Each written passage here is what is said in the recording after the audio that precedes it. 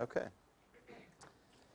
All right, so there's 3 points I want to make about restorative circles as I understand them, and then I'd like to briefly review the 3 steps and provide some substance, more nuances to that. Okay?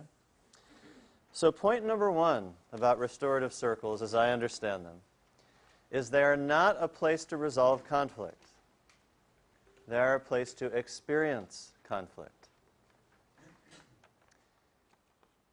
As Leslie brought up earlier today about conflict resolution, there's many different ways to go about resolving conflict, and among them are things like suppressing the conflict, trying to convince ourselves things aren't so bad, trying to get someone to calm down, fix it real quick. None of those things address the fundamental issue underneath the conflict, or the cause of it.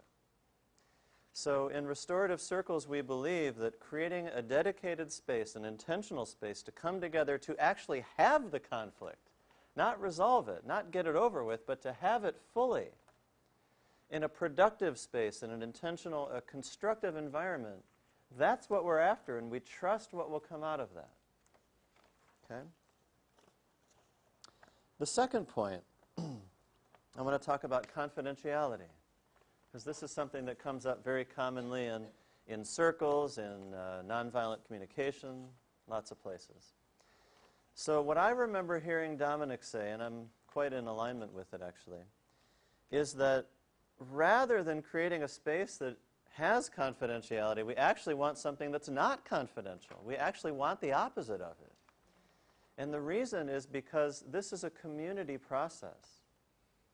And what is learned and discovered in a circle, even if there's only 5 or 6 people, may have tremendous insights or benefit for dozens of people outside the circle. So we actually want what's shared in a circle to be shared with people who weren't there. And of course, that totally turns on its head kind of conventional thinking about talking about sensitive topics and, painful things. So I acknowledge it was a bit of a shocker when I heard that. But that is my understanding of how Dominic sees it. And I see some value in seeing it that way myself, because I've spent so much of my life trying to hide or kind of keep things under the rug and don't let person see this, and I don't want a person to see that. And at some point, I just feel crazy. It's like, what do I hide from this person? And it's not that I don't understand choice to share certain things with certain people, because I have that as well. But just to stimulate you, this is what I understand about restorative circles. It's about non-confidentiality. Okay? Now, having said that, in our system, we have allowed for the possibility of it if somebody requests it in the action plan and people agree to it. So it's not like it's off limits, but it's something that each particular circle would collectively agree upon, if they so choose. Okay? And then finally, the third and last point I want to make is another radical thing I learned from Dominic, which is 2 things are held together. It's a both hand. Okay, one hand is self-responsibility, and on the other hand is the context in which we act. Okay, so self-responsibility would be, if I pull a trigger, I did it. Nobody made me do it. My mother who abandoned me didn't make me pull the trigger. Society didn't make me pull the trigger. My buddies in the gang didn't make me pull the trigger. I pulled the trigger, and I am responsible for that. And unless and until we get to that, we're not moving forward. And it's just as important to acknowledge and recognize the climate, the environment in which an act occurred. So it matters, it has meaning that human beings have particular experiences and influences and pressures and have learned certain things and not others. That is the context, that's the climate in which people behave and commit acts. Okay?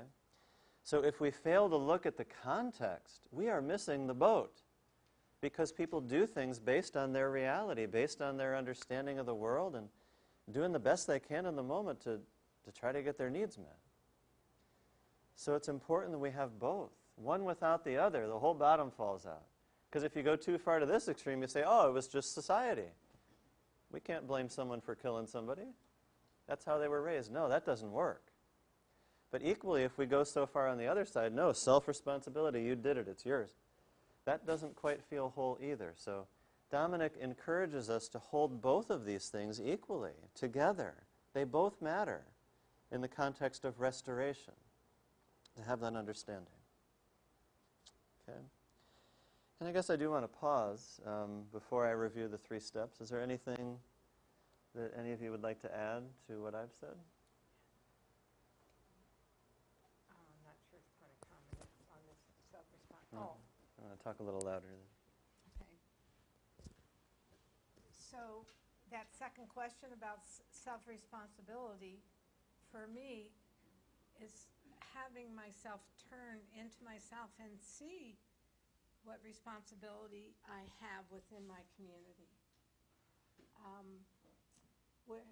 One thing that comes up right away is how I don't speak up enough about what happens with drugs in our culture.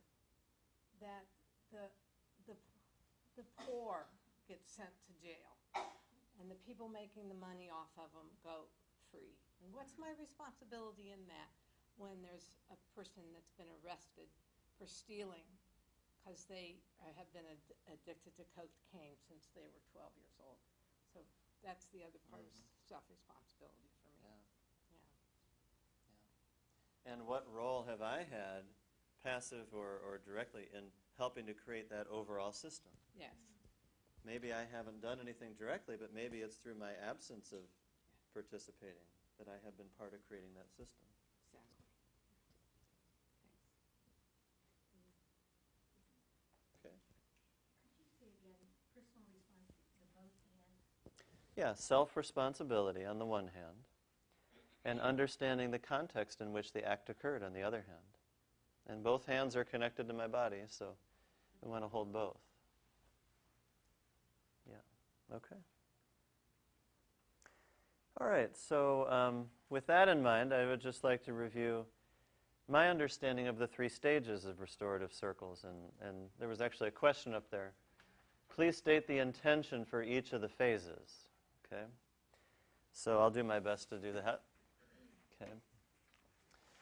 So as we know, 3 stages: pre-circle, which is what we just practiced, the circle itself, and then post-circle. So one of the goals of the pre-circle is to establish a reference point, a clear observation from which we start this circle.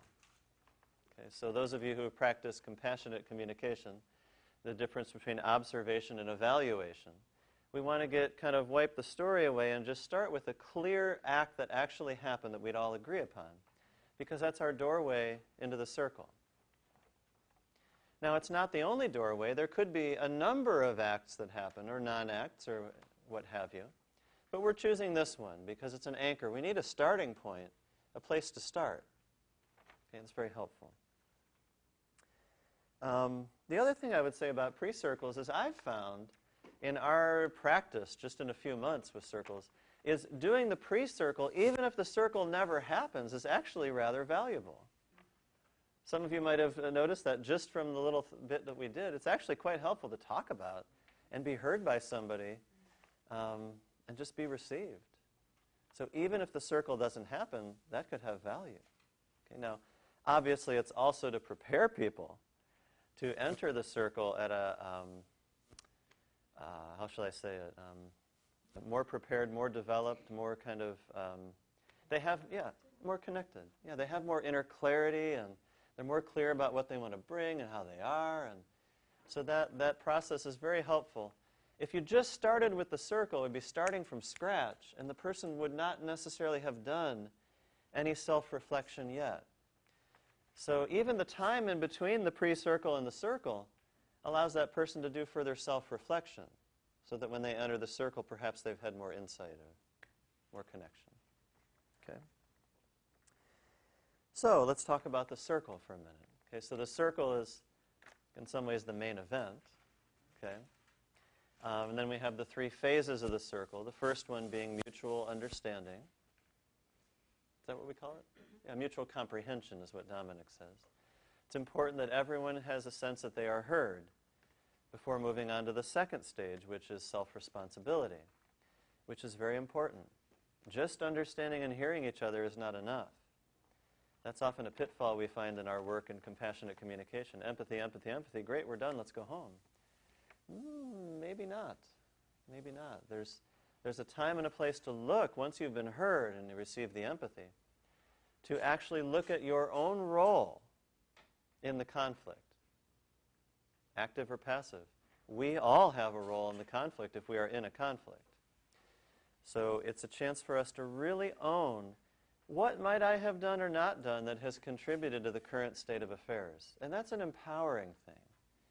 And for me, it also builds a sense of mutuality in the circle. Like, it's not just looking at the author and saying, that's the bad guy and we're all here to reform him. It's more about, no, we're all looking at our own part.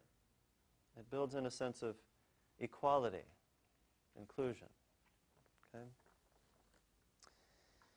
And then finally, the post-circle, as I understand it, it's a chance to check out how people are doing since the circle. How are you doing with this? It's not exactly a chance to look and see if whether people have kept their commitments. Because that's kind of the traditional way. Okay, let's meet later and we're going to check. Have you done what you said you're going to do? Oh, you didn't do it. You're the bad person here. No, we're not necessarily. Now, we might look at the action plan, but the gist of it, the energy of it, is not to try to hold people to their agreements. They're either going to do or not do what they agreed to do, but rather investigate the well-being. Because it might be that in the end, the agreements that people came to weren't particularly relevant or necessary, and they did other things that actually became more helpful to each other. It's a possibility. So it could be that none of the agreements that were made during the action plan were honored, but people actually have a greater sense of well-being. It's possible. Okay, so all along, pre-circle, circle, post-circle, we want to avoid the tendency that we've been given to demonize and categorize and put someone in a box and say, bad person, good person. Oh, this is the author. She's the wrong one.